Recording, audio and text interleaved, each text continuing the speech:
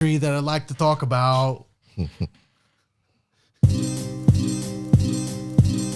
morning, good noon, good evening, wherever time and place you listen to us from, straight from the 909. It's Mark, Hey, yo. Ali, myself, Nesquick, and together, That's hip hop. Please don't forget to like and subscribe and hit the notification bell. It really means a lot. Today we're discussing a towering figure in hip hop whose legacy spans decades as a pioneer, innovator, cultural icon, emerging from Queens, New York, LL Cool J. Legend. Short for Ladies Love Cool James. I always thought that was kind of funny because it's like a literal take on his name.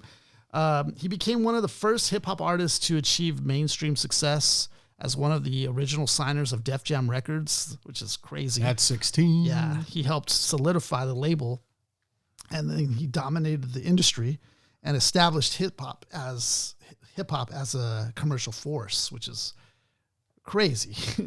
LL's impact lies really in his versatility, though. He's balanced hardcore, battle-ready tracks like Rock the Bells, Mama Said Knock You Out, Bad. Then with softer romantic hits like I Need Love, making him one of the first rappers to really show vulnerability in his music. He has charisma, sharp lyrics. He's has a knack for just creating timeless hits that bridge the gap between street credibility and widestream appeal, paving the way really for future artists to cross over into the mainstream. Today we're talking about his more recent album, though, which is fresh. It's The Force, an acronym for Frequencies of Real Creative Energy, released September 6th, 2024. This is his 14th studio album. Man. By Def Jam Recordings. Throwback, man. A Virgin Music Group as well. It's LL's first official studio album in over 11 years since his 2013 predecessor, Authentic, released equally as his first under his vanity label, LL Cool J Inc. It also features guest appearances from Snoop Dogg, Fat Joe, Rick Ross, Sweetie, Busta Rhymes, Eminem, I almost forgot, Nas, Mad Squabble, Nas, just to name a few. This album is entirely produced by Q-Tip, who provides some additional vocals on the bulk of this album, really. And he had been involved with this development since late 2020. The album also features additional production from guest stars like Eminem, as well as J Sand, producing the album's final track, Kizzo. Singles on this was Saturday Night Special, Passion, Proclivities, Murdergram Doe. The album currently is charting at 50 on the U.S. Billboard 200 and 11 on the U.S. top R&B hip-hop albums. It's... I didn't even get the time length. It's officially, oh no, forget it. I'm not going to have it. But overall, this was today's Mark's choice. Mark chose this album, and he was really adamant about it. I think he wanted to talk about it almost kind of when it was first released. Can you talk a little bit about what led you to pick this album?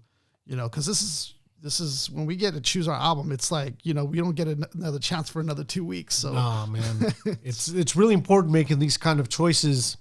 So it left me in a particular situation where I wanted to make sure that we were able to cover this as soon as possible. We're dealing with an artist, as Isaiah mentioned, he's a decade out, 11 years from his last release in 2013. Yep. Yeah. But you realize he spans 4 decades and he's released 14 albums. Right. So my guy was working like a dog between that time from 2013 to 86. This gentleman, LL Cool J, spans 4 decades. And I was talking about it with the guys here, is that this guy's longevity personified. And like our wrestling comparisons that we like doing, I want to put him up there in comparison with none other than Ric Flair. Ric Flair's, held the top spot for decades. Yep. and has been performing at a high level up to a certain point, akin to LL Cool J in his realm of wrestling. This is in LL's world. He is the Ric Flair. Yeah. He's that dude. He's the limousine riding. Ladies love him. Yeah. Who's the top like MCs who can say that, who have spanned decades? There's a few out there. Short. Too short. Yep. Absolutely. E40. E40. Busta Rhymes. Does he qualify? Not 80s though. Yeah. But yes, but as far as 3 decades for sure. Yes. Okay. Dr. Dre. Dr. Dre could Yes. do, yes, he could say 4. Yep, if you count production. That's tough too, man. To keep going and doing it. I mean, Yeah. you do Raw, Big Daddy Kane. Yeah. Yeah. Those Yep. two. And they still tour and do shows. Yeah. You know, You know what I mean? But as far as like releasing music, LL's kind of in a category by himself. And this is LL's in rarefied air because he's been in the top spot for that amount of time. Mm-hmm. There was rarely a low point, and his low point was like, oh yeah, I'm not releasing anything because I really have to do a movie. I got to do Deep Yeah. Blue He was Sea. focusing on this acting. Yeah, I got to Correct. chill out real quick. I got a blockbuster movie I got to make. You know, I wanted to make sure we covered this gentleman because he's an important figure in hip hop, and he's just one of those. His skill set is good all around the sides. If anything, he would be the first Ludacris up to a certain extent because he's so well rounded performance wise. Hell, you even take in the sex appeal he has with, you know, him and his female demographic. Absolutely. You know, somewhere right now he's licking his lips. I'll tell you that. It was really refreshing to hear him like this, and I can't wait to break it down, guys. Definitely. What was your first time hearing LL, Ali? Ooh, the first time I can remember was probably Mama Said Knock You Out. That might be the first time. I might have been like 5 or something like that. But I just remember that phrase being on a lot of shows that my parents might be watching, or if I was in the living room, they watching something. Oh yeah. I remember hearing that phrase and that song. My mom watched, you know, BET, MTV almost every day. And that's the first time I can remember hearing him. But like as far as me being old enough to kind of process it, I would say the Mr. Smith album in '95. My mom bought that album, and it was one of the few rap albums she bought at that time. And I remember listening to it. I might have been like 7 or 8, and I just loved that album because to me it was one of the more versatile albums. I mean, I wasn't old enough to put that together, but in hindsight, it's so versatile. He came with, you know, like you said, battle ready records like I Shot Ya, and, you know, strictly, you know, real boom bap-ish hip hop records like he had one called, I think there's a song on there called Hip Hop and Hollis to Hollywood. But then he also had Doing It and Lounging on that same album. Yeah. You know what I mean? So he really knew how to go both ways with, you know, making hit records, but also making, you know, what people would consider true hip hop records. He didn't sacrifice going commercial with his skill set. Like, Hey Lover was also on that album too with Boys to Men. So like he really knew how to go in both worlds. But yeah, definitely those are kind of my early memories of LL. And just one other thing about LL from most of his early career, he put a lot of people on their first big records. Like I Shot Ya, the remix, that's the first time we ever hear Foxy Brown on a song. 4321, that's the first time a lot of people hear DMX on a song. Like he was really big on putting people on, if it's not their first song, maybe it's their second big record. But L did a lot of those posse records that really put people on. But yeah, I was trying to do that with Cannabis. He kind of did low key. He kind of did with 4321, same type of deal, because Cannabis was really bubbling at that time. You know what I mean? And Redman was very familiar with him. I think that's kind of how that connection was made on that song. Yeah. But yeah, he was really big on putting, you know, he was never one to like, you know, shit on or bury the, you know, younger generation. He was always trying to help out the next couple artists coming up, you know, a few years. You know, he had like Joel Santana on some of his later albums. He just always was into that. Like that was part of what made him great. And the mainstream studio world, I'd say the television world, was all in tune to LL Cool J as well. There's an example that I like bringing up when the Mama Said Knock You Out video, he's in the boxing ring in black and white. Yeah. If I'm not mistaken, correct me if I'm wrong, Ali, but in Living Color did a parody where it's JJ. Yep. Mama said knock you out. Shawn Wayans was doing it. Yep. It was Shawn. So it's like everyone's in tune to the pulse of LL Cool J, and they know that that's money in a parody sense if they're able to capitalize on it because of how dope the music video is, how much impact the music video brought in the song itself. Yeah. Yep. Yeah, that track right there alone is a very iconic track just because of the beat already sets it up with the It's my favorite workout song ever. I think Marley Marl was also a part of that track particularly and making peace to Marley Marl for being a big time producer, man, back at that time. But then for me, I think I came into the fold like late 90s because I didn't really find my genre of music quite yet or what I liked. And right around late 90s, I started kind of realizing like, oh man, I like hip hop. I like rapping. And I think for me, LL Cool J, that was around the time when he was doing a lot of the Hey Love, Hey Lover, and then Lounging and all that. Yeah. And it was cool because, you kind of need some tracks like that for the ladies too. Yes. So that fit that, for like there was Mace maybe kind of doing stuff like that. And then he also did stuff like that. And I thought that was cool because it fit that vibe, whenever you were like kind of, you just wanted to, go out and just, meet some chicks and all that stuff, that fit that. But then later retroactively going back and saying like, oh, dude was like hardcore, like back in the time.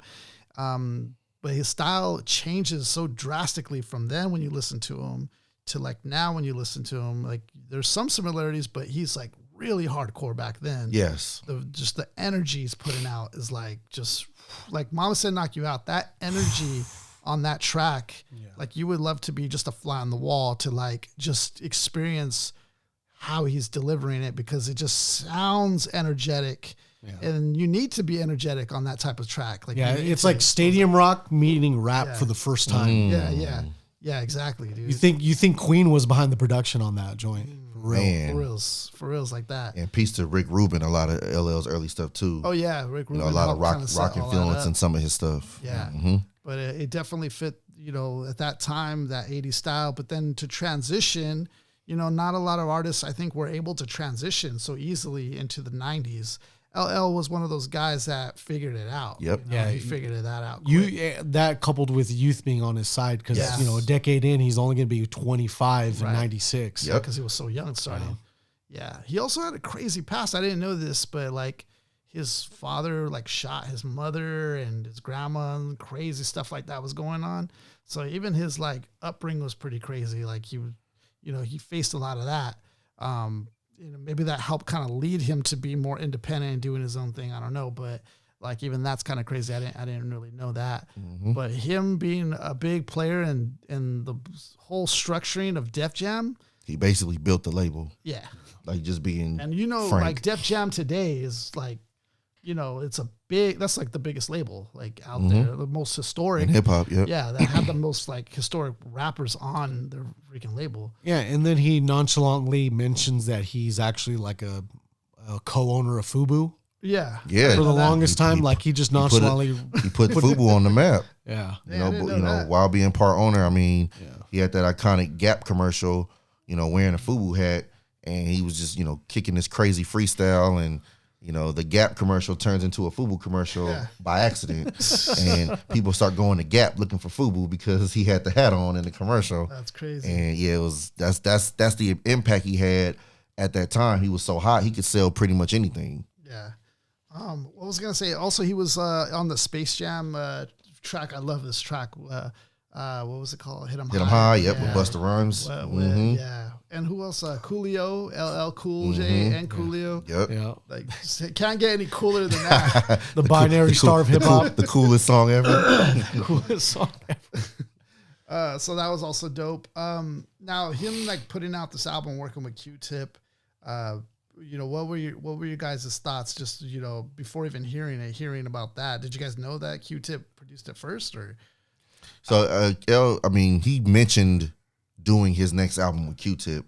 I think I first heard him mention it around 2020. I think that's when he first mentioned I'm working on a new album with Q-Tip, producing it. And I was just like, wow, Yeah.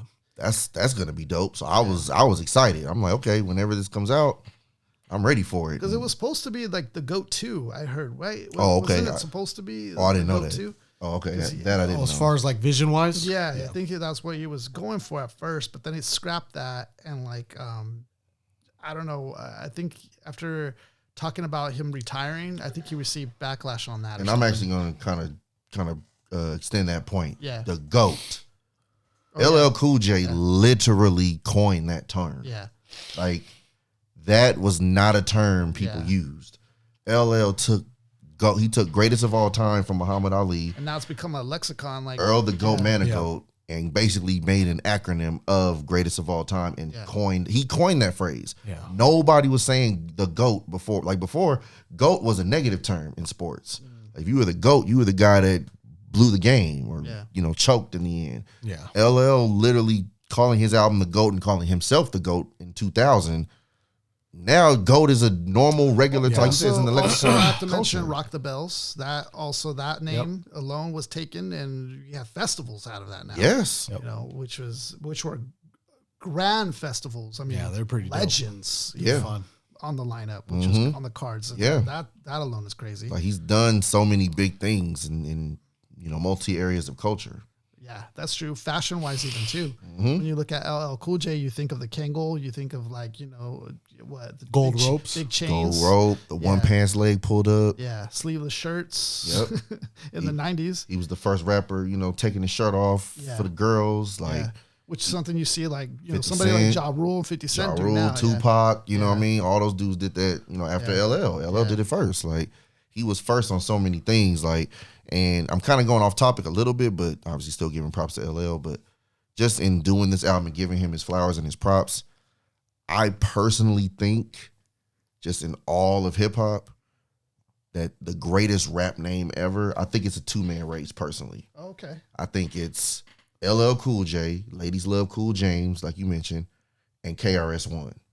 Knowledge reigns supreme over nearly everyone. Yeah. I think, to me, if we had a debate who had the greatest rap name, for me, that's the top two. Yeah, it's some other good ones. Yeah, I've stood on my soapbox saying Lord Finesse is one of the illest names. That's an incrable name, man. Lord Finesse has always been up there with me. Like, damn, dog, that's dope. That's a great name. Yeah, I posted it on Facebook. I'm trying to find some other examples some people had in the comments. I always liked Inspector Deck. That's a great name. Absolutely. It's so like Sherlock Holmes-ish. Like it's just like, it's somebody who's gonna like outsmart you somehow. Like, that I just like that. Yeah, that's a great name. And Old Dirty Bastards, the Wu-Tang homage to the Old Dirty Bastard in Kung Fu flicks. Definitely. That's true too. That's definitely one too. Yeah, it's Busta Rhymes is a great one. Yeah, Chuck D named him after the football player George Busta Rhymes. So yeah, a lot of obviously a lot of great names. I just wanted to just kind of throw that out there because I always, to me, when I think of greatest rap names, those are the two I always just lean towards because they had the thought to put acronyms in their names, but they actually made sense. KRS-One though is a sick one. Yeah, knowledge reigns supreme that over one, nearly everyone. Like that's deep. Like you had to sit and do some thinking to come up with that. Yeah, but then go ahead. Oh no, go ahead. Go ahead. Yeah. I think the best part about all this is that understanding that we have two things here that we're dealing with. We're dealing with a Q-Tip led project in 2024. Yeah, but we also realize that time has finally. Like the masses have finally caught up to LL's timeline. Yeah. That gap kind of signifies that he's on par with the years of time that he actually put in. Can I say this? This year has been a great year for hip hop. A lot of great stuff is happening. Hip hop right now is flourishing, which is so crazy because a few years ago, mid 2010s, I don't know if we would have been saying that. It almost felt like things were going in a negative direction. It felt like mumble rap was coming around. I was like, no one really cares about the lyrics anymore. Yep, that was a brief moment. I don't know around what time things started changing. Maybe it was after the 50th year of hip hop, I guess. It just all of a sudden though, like all the legends are like back at the forefront again and like just showing out. Yeah, and I think that is incredible. I mean, man. I think truthfully, I mean, because now, I mean, there was a once upon a time where being a 30-year-old rapper was old. Yeah. Like, you know what I mean? Like, that was old if you were rapping. Yeah, you mentioned it before, like Too Short. Yeah, no. Oh, 3000. Even LL just dropping in like the late or the early 2010s. Even that was a big deal. Yeah, that was a big deal. It was not normal to see a rapper approaching 50 dropping an album. You know what I mean? And now, I mean, like I said, Jay-Z's last album, he was, I think, 47. Yeah. You know, Nas has dropped multiple albums with Hit Boy in his 50s. Crazy. You know what I mean? In his late 40s and into his 50s. LL, this album, he's 56 years old. Yeah. Like, he's 56. Yeah. Like, that's... We just haven't seen that done yet. That has never happened. No. A 56-year-old rapper. And it, like put those two together. Like, 56 rapper. Yeah. Those two don't mix normally. Nah. Yet LL Cool J found a way to not just make an album at 56, but it's not like, it doesn't sound like some old dude trying to be young. It's like this moment makes you appreciate the moments of like when, and I'm only using boxing analogies because we had the Jake Paul Tyson thing we had to deal with, but this is akin to Bernard Hopkins winning the middleweight title at 47, 46, I believe. 40 something. George Foreman winning the heavyweight title at, I believe it was 45. He's in his 40s, That was a crazy one. So we're talking about an MC who's doing it at a high level. And honestly, given the framework of how to do it, take care of look at your body as an asset. Yes. You tell he exercises frequently. Yeah. And, I honestly think, I don't think he's on the fuck shit. Like I forgive my French on it, but it's like he has a purpose and his purpose is delivering music. Mm-hmm. And the thing is that it's not that, LL's back. No, bro. He's never left. No. Yeah. And I like it because it feels like we're entering his world and not that he's trying to enter everybody else's world. Yes. Trying to be hip or trendy to things. He's just being what he does. And then now it's like everybody's like, it's a resurgence. Everybody's kind of getting introduced to it. Mm-hmm. Or those who already knew he had that are like, it's time. Like, And this connection of LL and Q-Tip coming together on this is crazy. Not just because they were, just pioneers and legends in hip hop, but they're both forward thinking. And you know what I mean? In the sense that they're not, again, like I said, they're not trying to quote unquote take it back. They're making current sounding classic hip hop. Even the very instrumentals, progressive, for sure. instrumentals are, they're innovative. Like, Yes. you can hear it already. It's like you could tell he's going for a certain sound. And that's the thing about Q-Tip is he likes to experiment like that. Yes. He likes a lot of the new age sounds and likes pushing it forward. That's the thing about Q-Tip. His production skills is like he enters his stuff through a randomizer. Yeah. And because he never creates the same sound twice. Yeah, It's yeah. nuts. Yeah. It's nuts, man. I mean, you It's got a beautiful marriage we have on this album, guys. and that that forward thinking mindset. Like I said, you have LL on this album with you got Snoop and you got Ross and Fat Joe and Nas and A lot of Eminem, legends already too. but you also have Saweetie on the album. Yeah. You see what I'm saying? Somebody younger. You know what I mean? Q-Tip tried to usher way before she popped. Q-Tip tried to bring Meg Thee Stallion in the game before she got signed. But he walked her in offices trying to get her meetings, and it's crazy. At the time, they were saying that her YouTube views and social media presence wasn't popping enough for them to sign her. He was just, he could not believe that they would. He's like, this is a female rapper that actually can rap, and y'all don't see this. Prime example That why foresight. it's not always about the social media. Like if the artist got it, they got it. Right.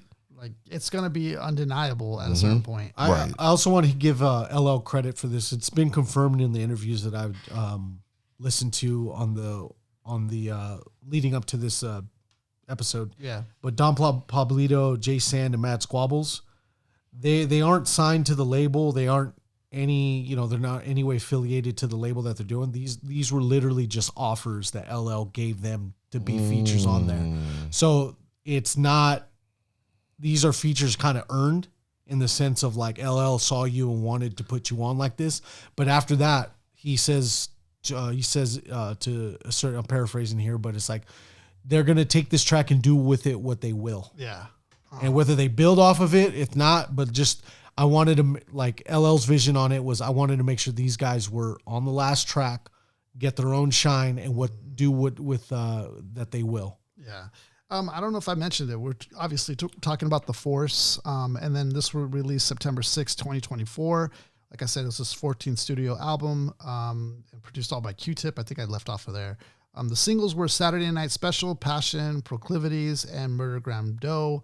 And then the album. Oh, I did go over this. I'm sorry. I just wanted to make sure I covered that. Okay, then moving on to like style-wise, we always talk about an MC style, and each MC does have their own kind of unique style so far that we've covered. LL, obviously, he has a different style, but what is it exactly? Because I was trying to pinpoint it. It's kind of hard to put into words. Like I think it's centered. And that's why I call him the first Ludacris, because he's at every level. That's a great comparison. Yeah. He's centered. He's centered on the performance level. He's centered on the actual like recordings, actually creating the songs and everything. Yeah, if you had like a player, like let's say on an NBA Live or something, and you look down the stats or the attributes, he would be pretty even. Pretty much in everything. Yeah. And That's a good in all those comparison categories. too. Yeah.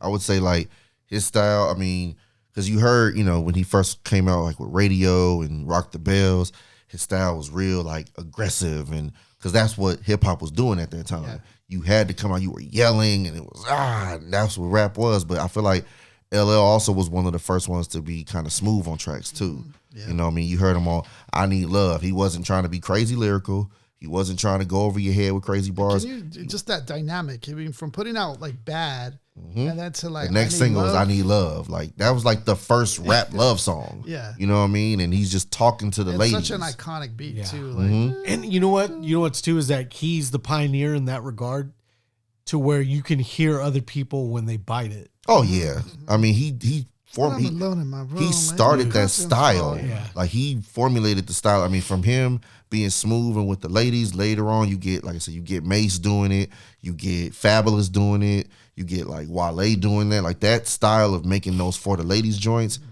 LL started that. Yeah, you know what I mean? He was the one that pioneered that all the way from the forefront. Yeah. You get Ja Rule and Drake as well. Like, but LL was really the father of the what I call the for the ladies joint in hip hop. Yeah. But then he's also like, at the same time, he's somebody you don't want to mess with either. Oh, no. Because when you enter into battles with him, oh man, he'll diss you in the same song you're featured in. Hey, I mean, that's literally what happened with Cannabis. The most backhanded thing he ever. Literally dissed him on the song he's on. Yeah. I mean, it always sucks bringing that up too, man, because I love Biz to death. Yeah. Biz I do too. is so nice. Legendary. So much respect for Biz. I always say, of all of LL's battles, to me, Cannabis is the only one where, like, LL even said it. He's like, because they asked, like, what's the battle that, you feel like, okay, this dude's really coming at me. He's like, oh, easily. He said, it's Cannabis. Yeah. He said, that's the one where I'm like, okay, I really got to come with it, because he said, he caught me at a weird time. He said, I'm doing sitcoms and I'm doing movies and I'm not really focusing on, I'm not focusing on just rapping. This dude's going at me and going crazy. It put on me. like a battery in his back. It did. It made him come off hard. The GOAT album was a spawn of that Cannabis beef. He, like I said, kind of probably backhanded at the time, but he thanked him in the liner notes. Yeah. You know what I mean? He said, thank you, Cannabis, for inspiration. Like that, but his battle spirit from whether it be Kumo D, Hammer, Ice-T, Cannabis, L was ready to bring it with whoever. I mean, he didn't. If you mentioned him sideways, he was going to go at you. Oh, and Jay-Z too. Jay-Z too. Yeah, I forgot. Wait, whoever. All these people, he was. Oh yeah. Yeah, remember? Yeah, on the second round KO, he's like, from Ice-T to Kumo D to Jay-Z. Yeah. Yep. With me. Yep. Must be crazy. Yep. He's had issues or beefs with all these guys, and like I said, he held his own. He's not running from a fight ever. 4 generations of beef. Yeah, like 4 decades of 4 beef. decades of beef from, like I said, literally starting from Kumo D all the way to Cannabis. Like those was the main one. You know what I mean? Like, yeah, he literally is what embodies that. So that's why, like, even though he's known for the love songs and the lady stuff, it's like you go sideways, he's ready to go 12 rounds with you too. I just think that he exuberates the charisma, dude. Mm-hmm. That's what LL brings to the table. Yes. The charisma is just, great live performer. Yeah, great live performer. Yep. That's also another thing. Absolutely. The confidence is there. The versatility, even, because like you hear it. Q-Tip's throwing them all types of different beats. Damn. Threw him an Eminem style beat. Yep. And still ripped it. Still did his thing on it with Eminem on the song and still held his own. So that was also dope. He's been able to, I think, just be able to, I don't know, like be aggressive, but then also like smooth it out. He has a lot of hard tracks too that I like, like Bad was just on the bass line on that. Classic. Man, a lot of classics. He has a lot of classics, actually. Just real quick question before we move to the next segment. I mean, I'm kind of putting y'all on the spot, but what would you say are like 2 or 3 of your favorite LL songs? Radio, I Need Love's good, and then Mama Said Knock You Out. Okay. Rock the Bells, Mama Said Knock You Out, and Bad's one of my favorites. All right. Dude. Yeah, for me, I would say Mama Said Knock You Out, Loungin', and I Shot You. Yeah, those are good ones.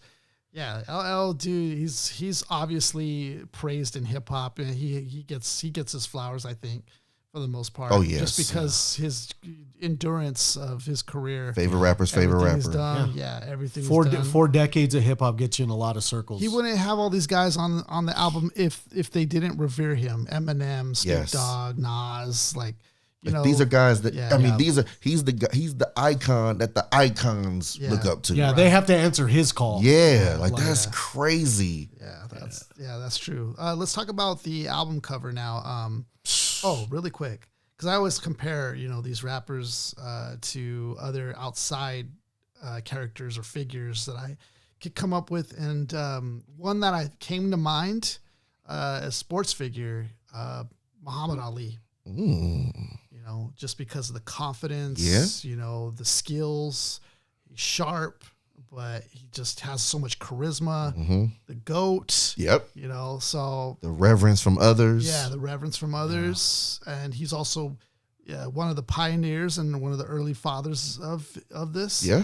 So I saw the connection there. That's a great one. That was the only one I had, but. Going on to the album cover now. Album cover, for those who can't see or are listening to us on the podcast, it has like this chalk writing style. So it's all kind of black in the background. It has LL kind of like a middle shot where he's like half off of the album, where he's like, I don't know. It seems like he's kind of like meditating or something like that. I don't know if it's praying or meditating. Yeah, it kind of looked like the face you'd make before you go on stage. Yeah. Kind of looking behind the curtain, it looks like. That's a better description of it. He has his gold ropes, iconic. Yeah. He has the Kangol, so he's still keeping it, still. Classic LL. Still. And you notice that the reflection isn't a white light, it's actually a gold light. Yeah. So I think it's doing that to bring emphasis on the jewelry. Yeah. And then he has in the chalk writing, it's written in different frequencies, I guess I'll use. Yeah. But the acronym for force. He has the acronym of force, which is the frequencies. What was the second one? Of real creative energy. Yeah. Man. Which is dope. And then he has LL Cool J. That's the scribbles on the sides of the frequencies. In the middle is going to be the and then real. Yep. Yeah. So it's all around pretty dope. I love the colorways because it pops, This might be album cover of the year, man. It looks dope, too. I might just go ahead and say that. I don't think another rap album has come out with a better cover than this. I've never seen an album cover that Q-Tip's not on that he probably had an idea or two behind that album cover. Yeah. And I like because it still kind of Q-Tip's somehow behind that. It still has the 80s touch to it as well. Oh, yeah. It kind of looks like it would 80s. be. It would work there. Yeah. So I like that, too. That's also another Easter egg to that. That's a good point, man. It does look like it'd fit right in. But then he also kind of keeps it modern with on the chain. He has a pendant that says the Force. Yep. So he's like, I can, he got that 80s look with the different colors and everything, but then he's got kind of the modern, like I'm showing off my bling with the Force. Yeah. What do you guys think? How does this title connect the whole album together? How do you think that ties together with the Force? I think it's perfect. I mean, I think literally with Q-Tip throwing him all these different sounds and different frequencies, literally, that's what you get on this album. Different frequencies of LL as an MC, different frequencies of production from Q-Tip, different, colors and sound. I mean, I remember Pharrell, the way he used to always describe it is he hears colors when he makes his beats. Yeah. Like he literally would say beats had colors in his mind. That's how he would see them. So from the different frequencies on the cover in the different colors, matching the different sounds. That's what you got here. Yeah, I like that because he's breaking down what force is. Because when you think about a force, usually you think of vibrations or energy, and that's what a force is. But then he's kind of describing it like, well, having the force, or even if you go Star Wars with it, having the force, what does that really mean? It means having like this, the frequency of creative energy like constantly, dude. So that's even dope. You could like say like, that it's just it's just drenched in Yeah, he is the subject of the force of hip hop. Right, if anything, you could say something like that. Yeah. Dude, dope cover though. Yeah. Fire. Cover of the year, huh? I think so. I haven't seen I've not seen a hip hop album cover better than this. Any one. other covers you think of that like this year? Yeah, I don't think people put a lot of effort onto the album covers. Nah, that's crazy. Nah. Going on to what we usually do is we break down 3 songs that we liked from the album. This one was really hard to do because there's a lot of great tracks again. Usually we these albums that we cover have great tracks and it makes it really tough, but we got to narrow it down to 3. So the 3 songs that we selected is The Force, Saturday Night Special, and then Murdergram Doe. Yeah, those are the 3. And then before we get into that, obviously, I forgot to mention this off the jump. I just want to quickly, recognize that we've surpassed the 1,000 subscriber mark on YouTube, which we have to really thank everybody in the community that has showed that faith in us and has subscribed. We really do appreciate that from the bottom of our hearts. Like, it means a whole lot, and it gives us inspiration to keep doing what we're doing. Yes. And we ask, of course, if you're following us, engage with us.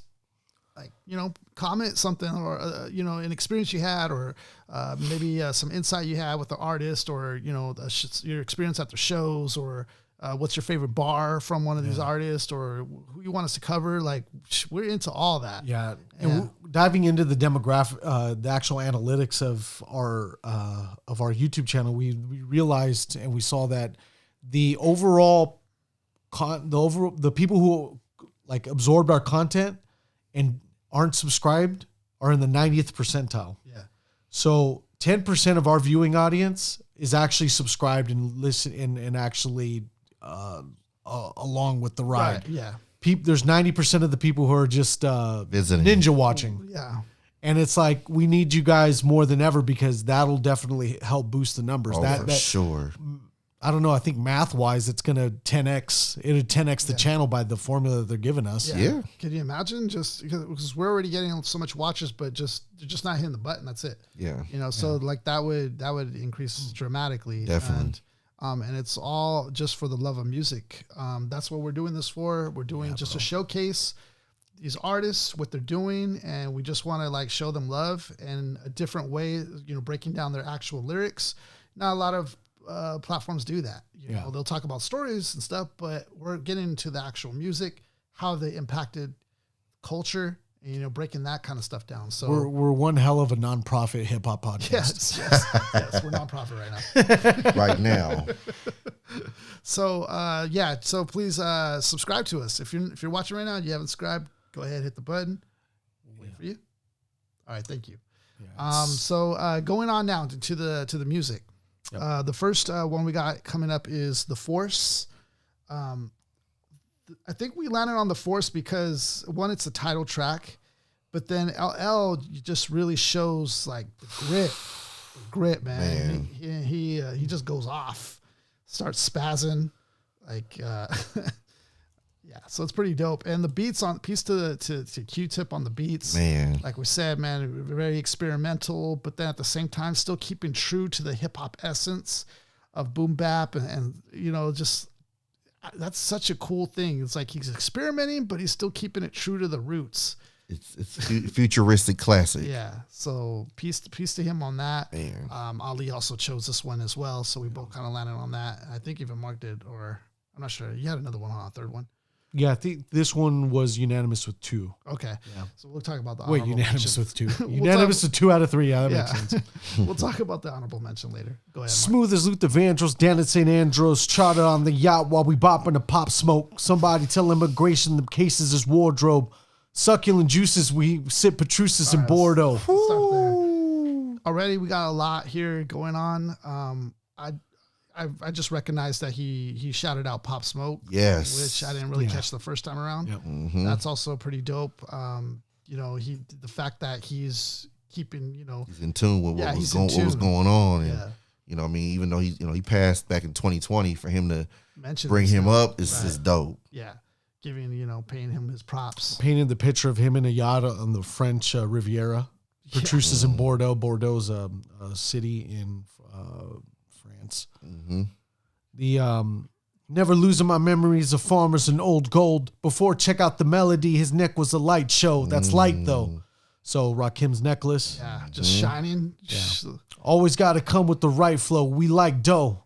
Learn from the Chuck Rich and Alpo. I'm down so. Now we out here running with Billy Goats. It's natural. I just want to say, the fact that he's even mentioning check out the melody, just brings you damn, dude. At a time when Rakim was, from top Pop of the Smoke shit. to Rakim. Yes. That, Bridging just that shows gap. you, LL is that guy that can bridge the gap And like then that. still bridging the street gap, mentioning Chuck, Rich, and Alpo. Rich and Alpo, two of the most notorious, street drug dealers in New York and Harlem specifically. But then what's also cool too is he mentions Rakim, but almost as a peer rather than just it almost sounds like, he was there right there next to him side by side. You know what I mean? So it's a different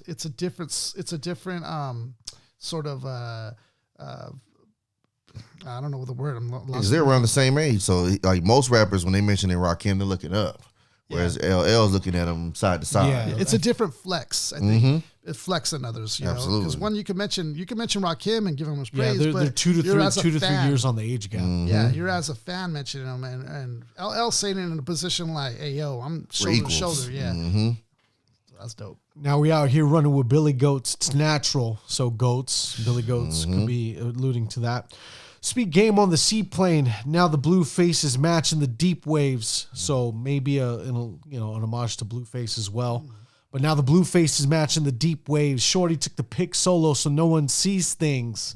And we see you out there, you IG models taking the pick solo. Who's paying for that? Now she hopping out of the Range Rover in PJs, Louis frames. Ain't new to the game. She true to the game. Ain't doing lames. If opportunity knock, we bet you do the same. Teamwork make the dream work. Review the game. Just call it like we see it. It's up to you to name. You complain that your team is cold. Rewind the time. Turn your back into Panthers. We eat a goat. Unbelievable, but the goal is achievable. Eat a goat? Unbelievable, but the goal is achievable. Y'all aren't the only one getting, boy. We scheming too. Speeding through 2-seater coupe. We ain't part of the Illuminati. We just the realest crew. We dream too. That's how Madonna got smashed by Peter Shue.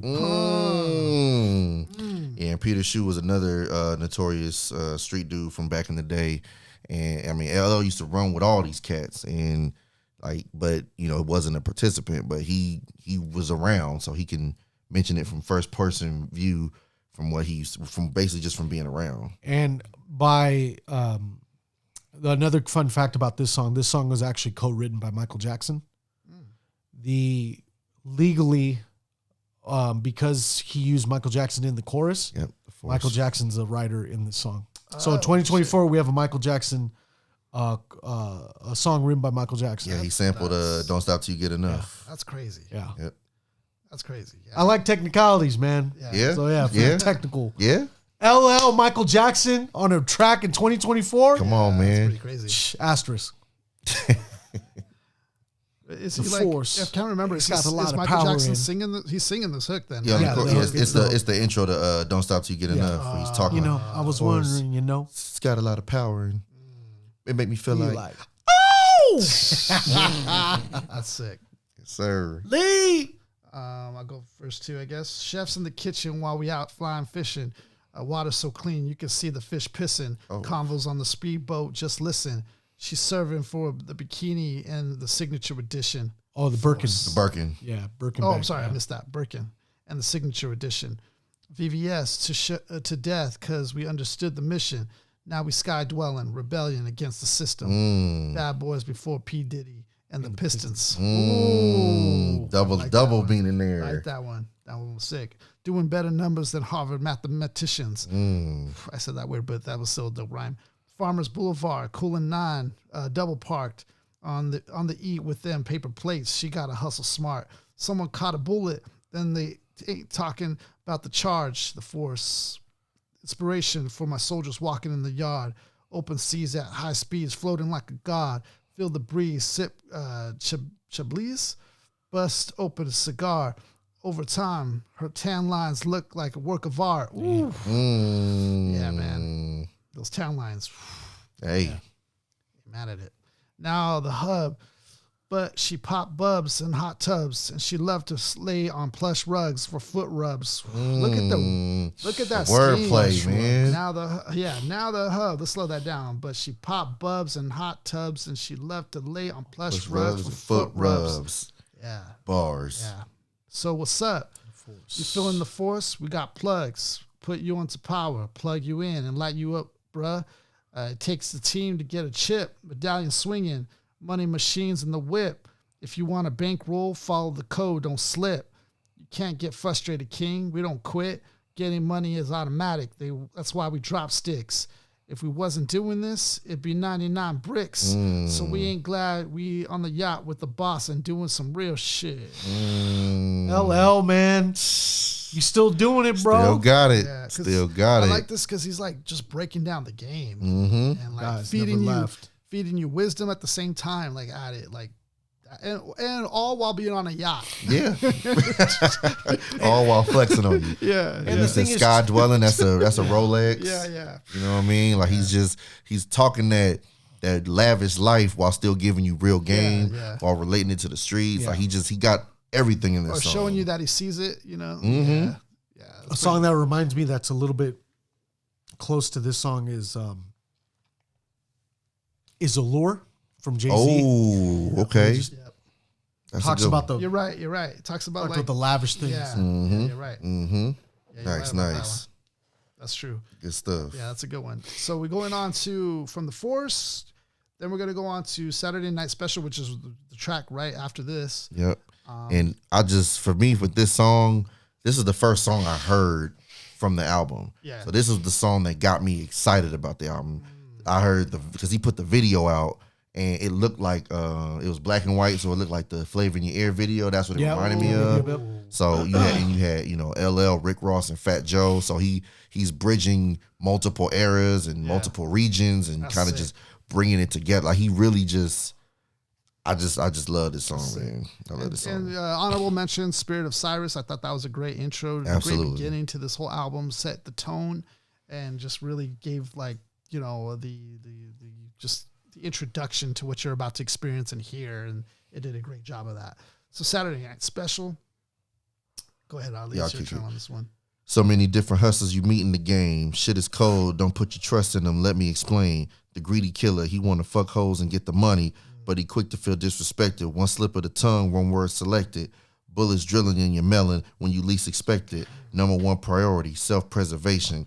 That applies to majority different situations. The daredevil type. He loved to make a scene, the hype. If he's the center of attention, you all right. He worry about his rep. Put dirt on his name, you getting slept. Extra sensitive, quiet is kept. So you gotta play it cool with him, laugh at his jokes. Don't inhale too deep when he pass you to smoke. He asks you a question, he might go for your throat. It's best to be transparent, or that's all she wrote. Man. Yeah.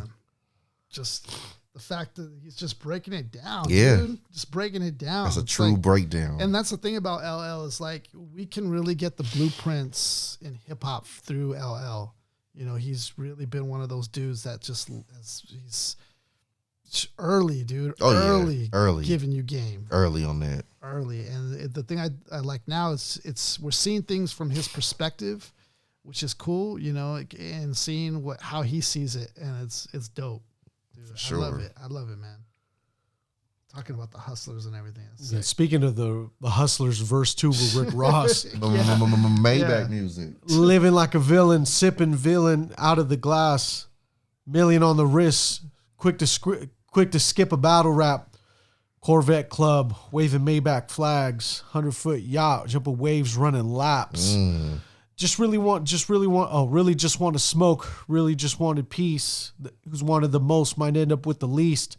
Shawty broke out the leash, ready to move with me. Damn, I put it all in the book, praying that she could read. That was Really, you a G?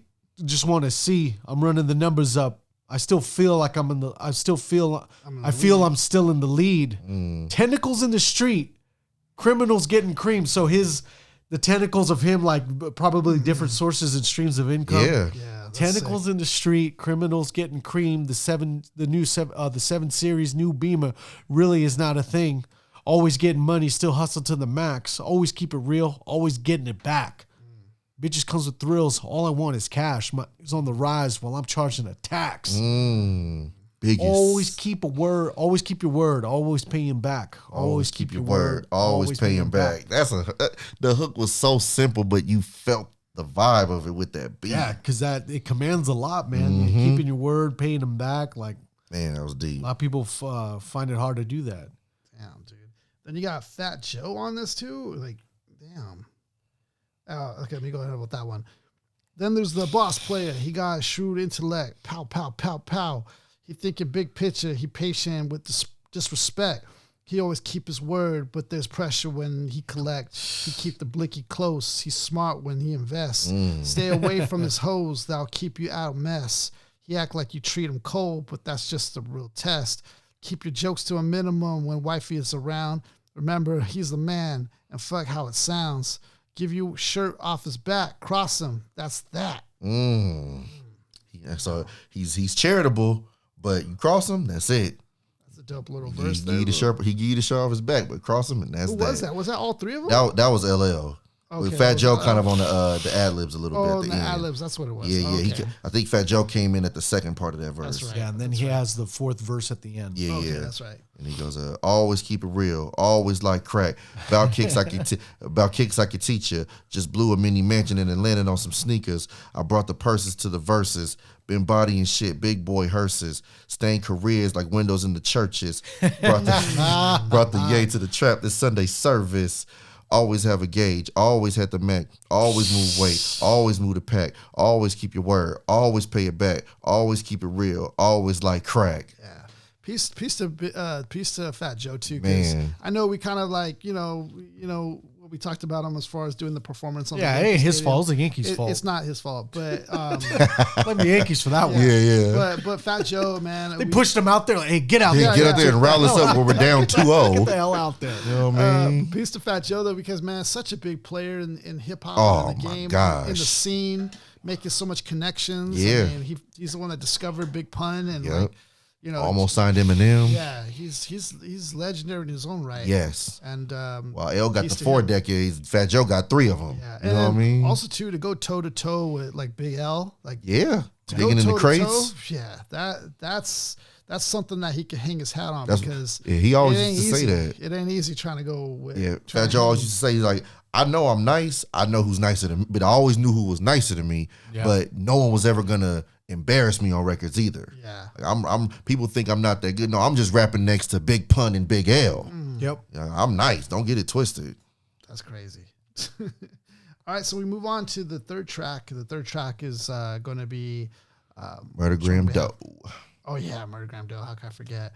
Honorable mentions. I like Proclivities. Proclivities is good. I thought that was a good one. A lot of good ones on here actually, so it's really kind of hard. 30 Decembers was hard too. Yeah, that was a dope one as well, because it just shows you just how long he's been in the career, like doing it. He's seen it all. Like nothing's new under the sun for this. He's literally seen everything in this game. Modern, or is it postmodern? Mm-hmm. That one was also another one that was a highlight, I think. Basquiat Energy. That one was Basquiat Energy. Mm-hmm. That was a dope one. So we're going on to now, like you said, Murdergram Doe. This one features Eminem. Come on now. The beat on this, high energy, fast pace, and you think, wow, what is LL going to do on this?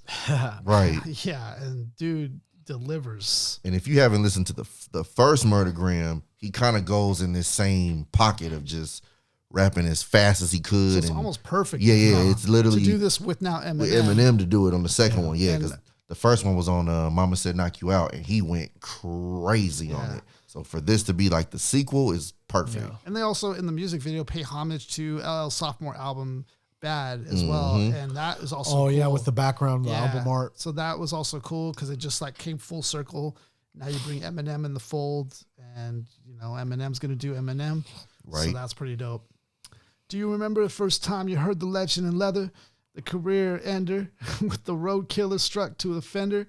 I'm on another bender, drunk off the bottle. Already right there. I'm on another bender. Like that alone is crazy.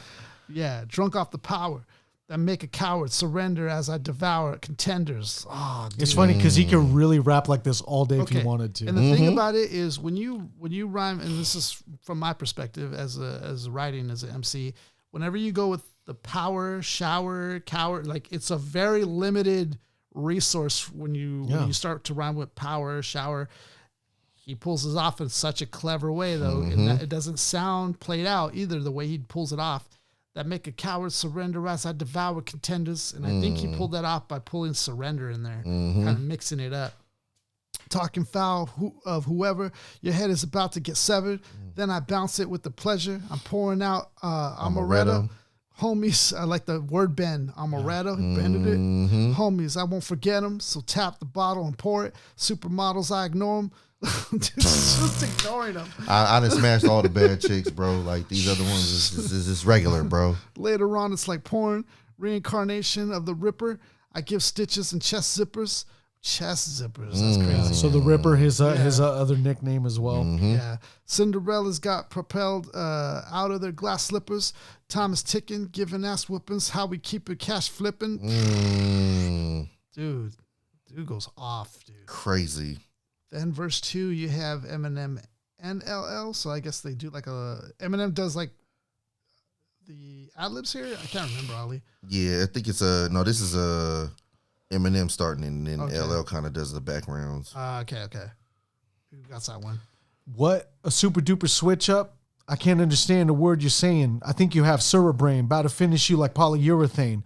All the molly probably should have drained your spinal fluid from your vertebrae. This is Murdergram, and I brought my murder game. My shit fire. That's why you log on it like Duraflame. But as far as boulevards, I'm talking about farmers like insurance claims. Oh, I just blew your girl away, but she's on so much blow and lean. What? I call it fucking Ho Katrina. Somebody better give her a cane. I like this too because for a while, and like I was saying a couple of years back, we saw the rap game going this way of like making lean cool or making making these things cool.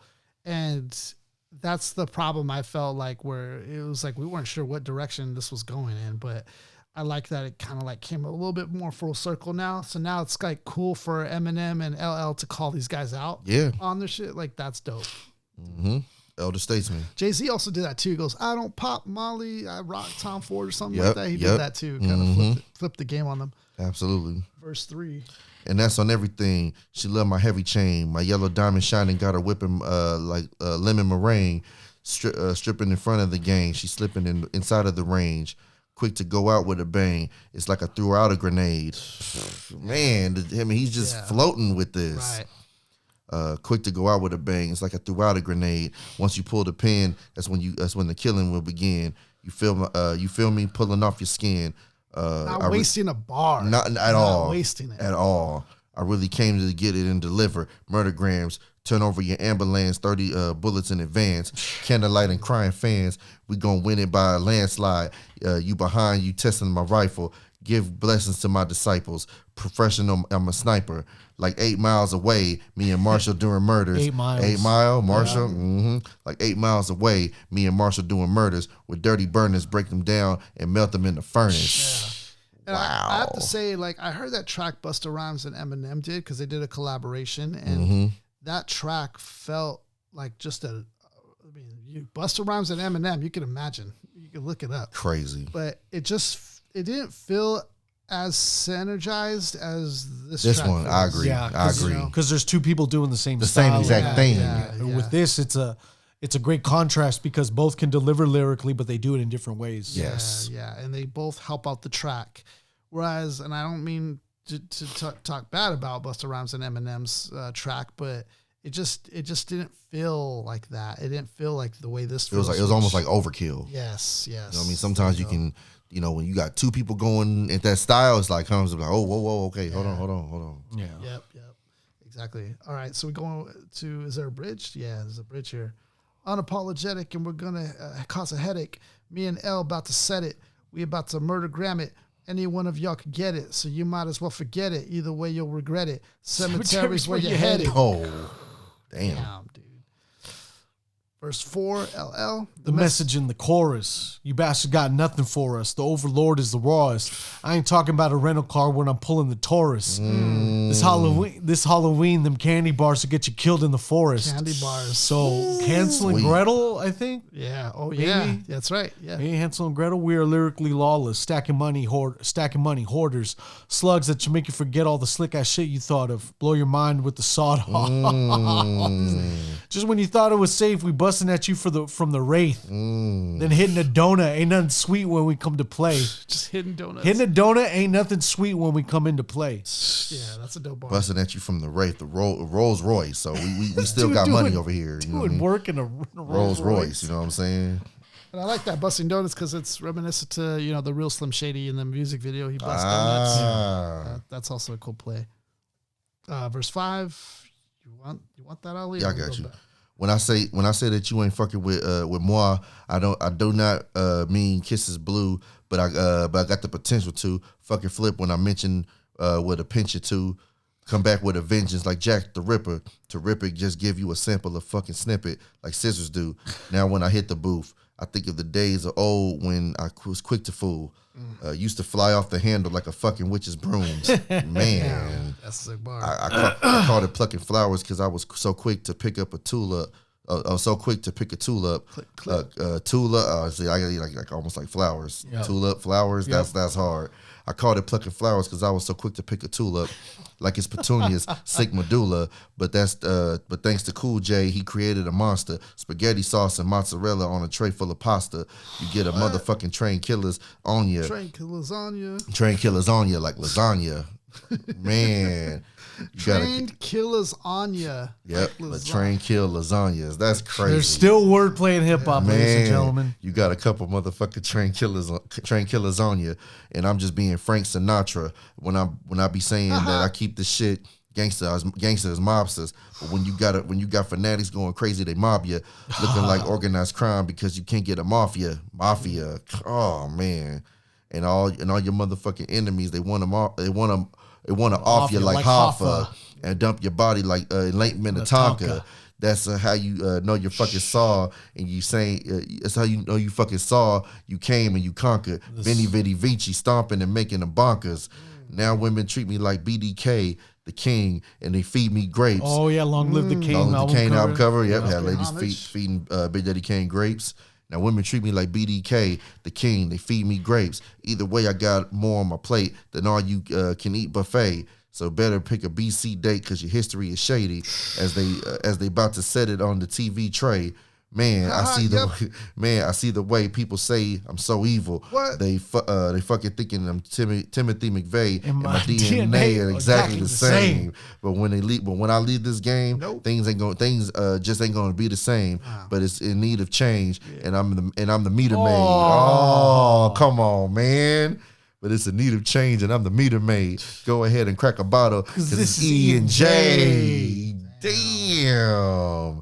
Meaning is me and James got the avocado, we the sociopaths, and we got your hoe on our laps, and we're going back to Cali so we can blow on our sax. What? Hell yeah. So she can blow on our sax. Yeah, that's what I'm saying. Sorry, so she can blow on our sax.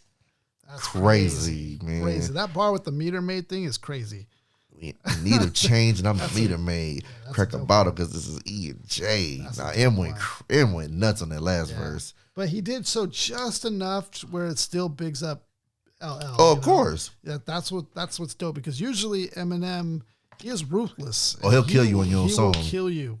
This is him. your He's track. still going crazy, but he's paying homage. Yeah, but he's paying homage in this way. So that's what makes this a dope, collaboration. He's not trying to overbear it and really like He's overshadow. giving you just enough Yes. where it's just like, yo, I'm here, I do what I do, but all praise is due. Yes, That's yes. just dope. Classic. Two goats, man. Man. Two goats on the track. I mean, what more do you want? Right.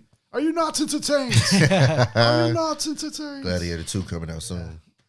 Yes, sir. Yes to that. So takeaways. What do you guys think overall from getting this project from LL at this time in 2024, and him showing out after an 11-year hiatus, focusing on other parts of his career and acting and stuff like that. Like, what do you take? I think the hip hop game is thankful that he took that long, because this is a great reminder to show you, like, hey, when I come back, I'm here. I never left. No. And I like making this example, and I really want to bring it to the attention again, but this is LL's discography finally caught up to the length of times he's actually been around. Let's span, like, if he didn't take that decade off, those 13 albums in that amount of time is insane. Yeah. He took 10 years off, now 40 years and 14 albums. That's still work. Yeah. That's still work. That's an album every 2.5 years. Yeah. It's wild, man. And that only was at that pace because he took 11 years off. Yeah. And it wasn't like he wasn't making music at all. He was, but he changed the direction of Guy put up Ricky Henderson numbers, bro. Yeah. Like, it's this was a definite treat, because you got a comeback album from LL Cool J after a long way away. You get Q-Tip behind it. You get mad features on it. And then you get the style and the consistency and the well-balanced nature that you're accustomed to with LL Cool J. Absolutely. Yep. I mean, very cohesive project too. We're talking about a 56-year-old man. Like, this is literally like what we're seeing. This is literally like what LeBron's doing now, about to be 40, putting up 4 straight triple doubles. Yeah. We got a 56-year-old MC going bar for bar with Eminem. Like, this is not regular. You know what I mean? No. 56 years old, still having plenty to say. But like I said, the best part about this album, this was not a 50-year-old trying to sound 20. This was veteran vocals. This is veteran content while being current, not necessarily in style, but being current as in skill level.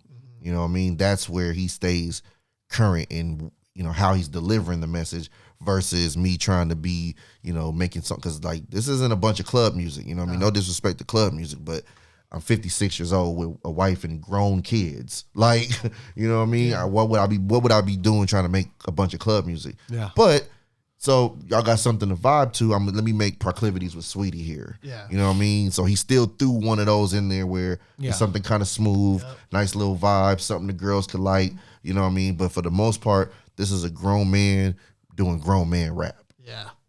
Dude, and I love it too, because, you get now a grown-up perspective of LL in 2024. It's something that you want to hear what LL has to say in today's hip-hop. Like, what do you have to say, about, like, what's going on and everything. And I love the fact that he's sharing game with you, but then he's also, like, showing you, like, yo, I'm on a yacht now. This is where I'm at. Yeah, this is the byproduct of me doing all this work. All this work, and I'm right here just kind of watching from afar, but I see it. I see what's going on. I love that, the way he, portrays that message out of here, but it's still like a good message still.